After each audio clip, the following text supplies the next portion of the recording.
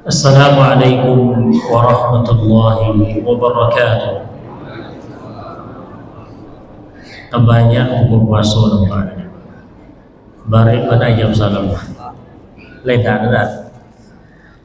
Alhamdulillah rabbil alamin wassalatu wassalamu ala asyrafil anbiya'i wal mursalin Muhammad wa ala alihi wa sahbihi ajma'in, amma ba'd.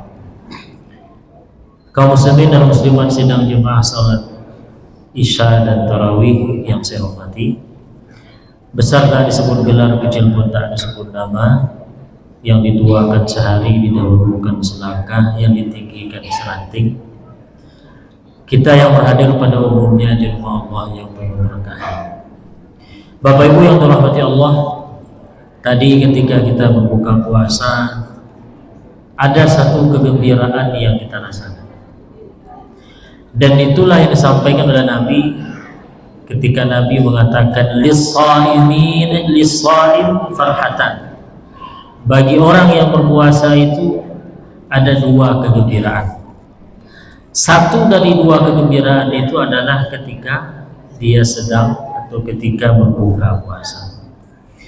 Cuma rasa senang saat berbuka puasa itu bukan karena bisa makan lagi, bukan karena bisa minum lagi, bukan itu. Kata para ulama kita, rasa gembira yang dirasakan oleh orang yang berbuka puasa itu adalah karena dia sukses melawan hawa nafsu hari itu. Kalau rasa gembira bisa minum, bisa makan lagi, anak SD bisa, malah gembiranya mengalahkan gembira kita. Sekian jam dia menahan.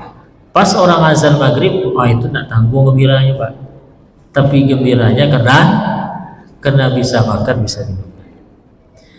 Maka rasa gembira yang disebutkan oleh Nabi dalam hadis itu bukan rasa gembira seperti itu, karena orang yang tak puasa, orang yang puasanya asal-asalan juga bisa merasakan itu. Tapi rasa gembira yang dimaksud Nabi itu adalah rasa gembira karena sukses berpuasa dengan sebaik-baiknya hari itu. Yang biasanya mulut suka menggunjing, seharian ditahan. Yang biasanya tangan mengganggu orang, seharian ditanggung ditahan.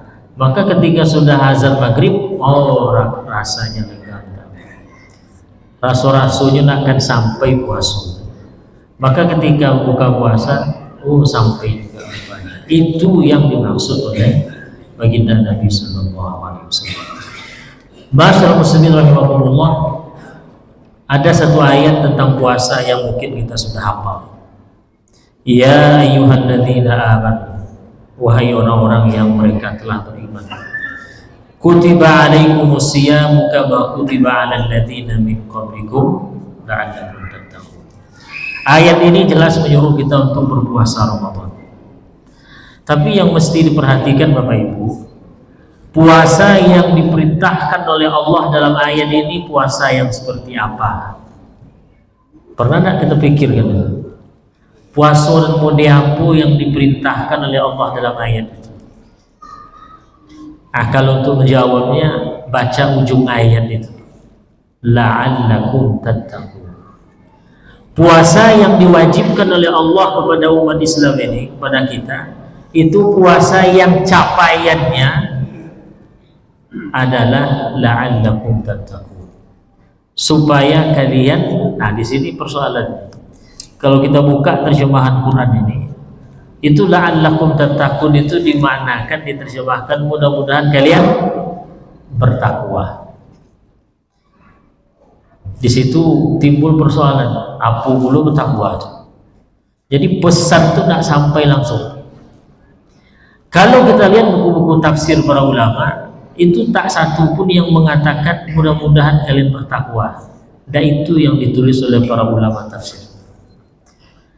Yang ditulis mereka adalah la'allakum tattaqun, itu artinya mudah-mudahan kalian selamat, mudah-mudahan kalian terpelihara, terjaga dari apa? Dua hal. Pertama dari api neraka, yang kedua terjaga dari hawa nafsu. Boleh nanti dilihat buku tafsir Ibnu Katsir, Imam At-Tabari dan lain sebagainya. Sehingga puasa yang diwajibkan oleh Allah dalam ayat itu adalah puasa yang capaiannya, targetnya selamat dari api neraka dan selamat dari bahaya hawa nafsu. Itulah puasa yang diwajibkan oleh Allah dalam ayat. Kemudian timbul pertanyaan, puasa yang capaiannya, yang hasilnya adalah selamat dari api neraka dan hawa nafsu, mau dihapus. Ada nak teknik atau cara strateginya untuk bisa mendapatkan puasa itu? Ada. Dan cara ini sudah diingatkan dan disampaikan oleh Nabi SAW dalam 3 hadis.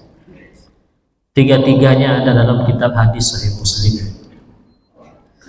Kalau kita perhatikan nanti 3 hadis ini, inilah jawaban bagaimana cara untuk bisa mendapatkan puasa yang capaiannya adalah selamat dari nafsu dan api neraka.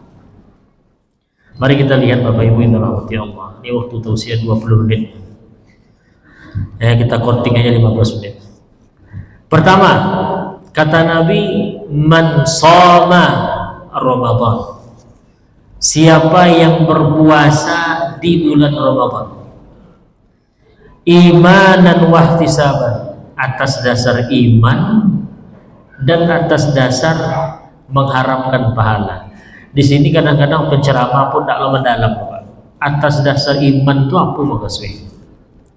Berpuasa di Ramadan atas dasar iman itu apa maksudnya? Kata para ulama kita, maksudnya adalah berpuasa karena meyakini puasa Ramadan itu wajib. Dia itu yang puasa. Maka kalau ada orang berpuasa Ramadan, mengapa puasa juga kata kawannya, Pak Pujarul Leda katanya, orang puasa betul. Kalau itu alasan dan motif dia puasa, berarti tidak ada imanannya. Berarti dia puasa bukan karena iman atau meyakini karena puasa Ramadan itu aja. Tapi kalau mau diikutnya, kenapa puasa Pak? Karena puasa Ramadan wajib ini. Pendosa saya kena puasa. Kalau ini alasannya, nanti maksud imanan. Karena dia meyakini dan beriman puasa Ramadan itu wajib. Dia wajib makanya dia puasa. Kalau itu satu. Wahtisaban. Kalau biasa penceramah diartikannya mengharap pahala Allah. Maknanya adalah ikhlas dan tulus. Para ulama hadis ketika menjelaskan potongan hadis wahtisaban ini, apa kata mereka? Kalau ada orang puasa terlontar dari mulutnya, dia panjang mana rasul hari puasa, barek mana puasa gini kok. Umpamanya tuh, kalau ini yang terlontar dari mulutnya, maka berarti wahtisabannya hilang. Kalau terasa barek puasa di siang hari, entah dia mungkin cuacanya sebenarnya, atau mungkin dia puasanya puasa tua, keluarlah ungkapan seperti itu, barek puasa tua. Kalau ungkapan ini muncul dan terucap, berarti ihtisabannya ada. Maka syaratnya 2, Pak. Pertama, karena meyakini puasa Ramadan itu wajib. Yang kedua, tulus setulus-tulusnya. Tak terasa, tak pernah merasakan rasa kesal, rasa berat untuk menjalankan puasa itu. Nah, kalau 2 ini ada, baru kata Nabi di ujung hadis itu apa? Ghufira lahu ma taqaddama min dhanbi. Dosa-dosanya yang lalu diampuni Allah. Ini cara yang pertama. Di siang Ramadan berpuasa dengan syarat meyakini puasa Ramadan itu wajib. Yang kedua, tulus setulus-tulusnya. Apa ujungnya? Dosa diampuni. 1. Yang kedua hadisnya man qama. Tadi soma. Kalau yang kedua kok qama. Jadi kalau dibandingkan dengan hadis sebelumnya, itu beda 1 huruf saja. Kalau pertama tadi man shoma ramadhana imanan wa ihtisaban ghufira lahu ma taqaddama min dhanbi. Kalau yang kedua kok rubah soma ganti dengan qama. Man qama ramadhana imanan wa ihtisaban sampai akhir. Apa makna hadis yang kedua ini? Siapa yang berdiri Koma itu berdiri artinya, koma berdiri. Tapi maksud diri itu bukan toga dari habis isya sampai subuh. Berdiri di situ artinya tegak untuk beribadah dan tidak tidur. Itu maksud. Terutama sholat tarawih. Jadi kata Nabi di situ, siapa yang berdiri beribadah di malam bulan Ramadan, sholat tarawih, sambung nanti malam sholat tahajud lagi, tambah dan seterusnya. Atas dasar dua ini juga, iman dan wahtisaban. Apa maksudnya? Karena dia meyakini sholat tarawih dan beribadah di malam Ramadan itu dianjurkan Allah. Tidak dia malu ke tetangga. Kenapa semua yang tarawih sogan awak ke tetangga. Muka awak tak nampak orang di masjidnya. Kalau ikut alasnya datang ke masjid, tidak ada imanannya berarti. PRT, kenapa semua yang tarawih? Ayo PRT, kalau nampak orang dihitung orang juga. Malu awak. Kalau itu alasan PRT datang ke masjid, berarti imanan pun tak ada. Jadi siapa yang melakukan sholat malam, qiyam Ramadan dan sebagainya, karena meyakini qiyam Ramadan itu dianjurkan oleh Nabi, dan juga atas dasar ketulusan betul-betul mengharapkan pahala dari Allah, bukan diarok ujian orang, bukan untuk menghindari cemeh orang. Coba apa ikut sembahyang sekali di rumah, sembahyang tarawih apa boleh ya, tak ada dosa. Apa rasa hati awak? Dia kecil kawan dulu. Malam tadi dia nampak dia malu, dan kalau itu perasaan awak berarti perlu dipertanyakan niat kita datang ke masjid di sholat tarawih. Jangan-jangan berarti itu mengharap ujian berarti. Kan ada biku satu kondisi, dua kondisi pak, dah dapat awak sembahyang sekorang, tak ada sakit bangunnya, atau tiba malih dah di rumahnya sembahyang. Apa rasa hati kita? Malu kita rasanya. Oh, kok disebut orang ni boleh kok. Malam tadi dah nampak dah. Kalau ini perasaan kita, curigailah perasaan dan motif kita datang ke masjid itu sholat tarawih selama ini. Jangan-jangan untuk mengharap pujian orang, jangan-jangan untuk menghindari cemeh kawan, jangan-jangan untuk menghindari bully kawan. Nah, kalau ikut motif awak pergi jauh supaya kasih gol, berarti ihtisabannya karena itu. Apa ujungnya? Kata Nabi, ghufira lahu ma taqaddama min dhanbi. Sama, diampuni juga dosa yang berlalu. Sudah dua itu. Puasa di siang Ramadan, kemudian melakukan ibadah di malam Ramadan.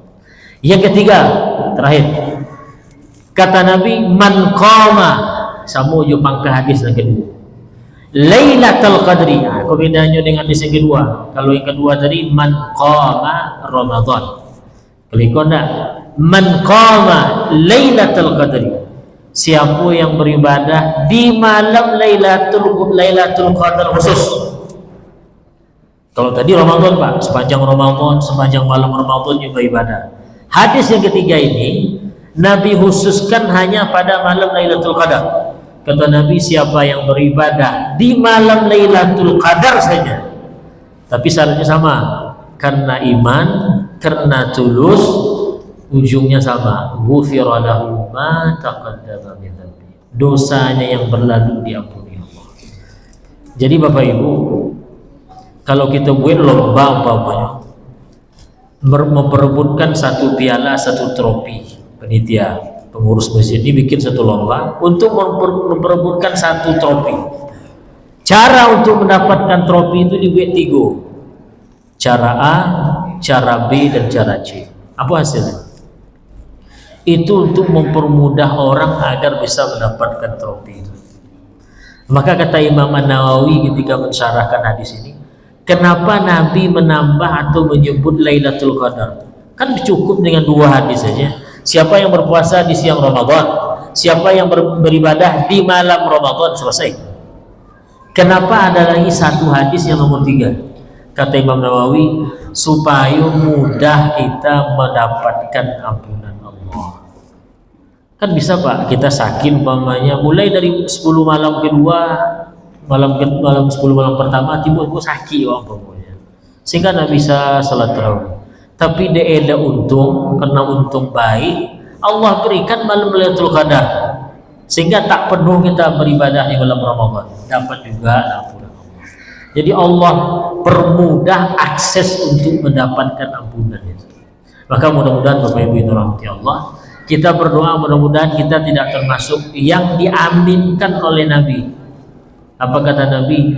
Atani Jibril, saya didatangi oleh Jibril.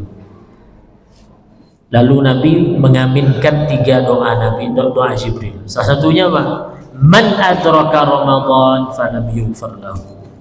Siapa yang mendapatkan bulan Ramadan tapi dosanya tidak diampuni Allah. Mudah-mudahan kita tidak termasuk dalam golongan ini. Allahumma amin ya rabbal alamin. Bapak Ibu yang dirahmati Allah, mudah-mudahan yang sedikit ini bisa dimanfaatkan, yang setetes ini bisa dilakukan, dan sekepal bisa digunakan. Saya mohon maaf kalau waktu mungkin tak cocok atau berlebih. Sekian, assalamualaikum warahmatullahi wabarakatuh.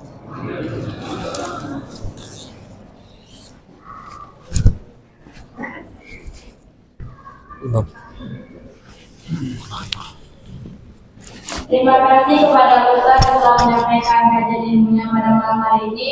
Semoga apa yang kita sampaikan dapat kita amalkan dalam kehidupan kita sehari-hari. Amin amin ya rabbal alamin. Selanjutnya agenda kita malam hari ini yakni dari hati-hati yang akan dipimpin oleh Mahfidul Syariah. Kepada Mahfidul kami persilahkan dengan segala hormat. Hah?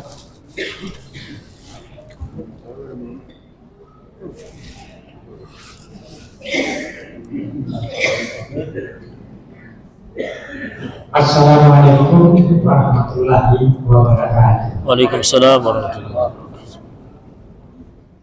Bersyukur pada malam ini dapat kembali untuk melaksanakan ibadah sholat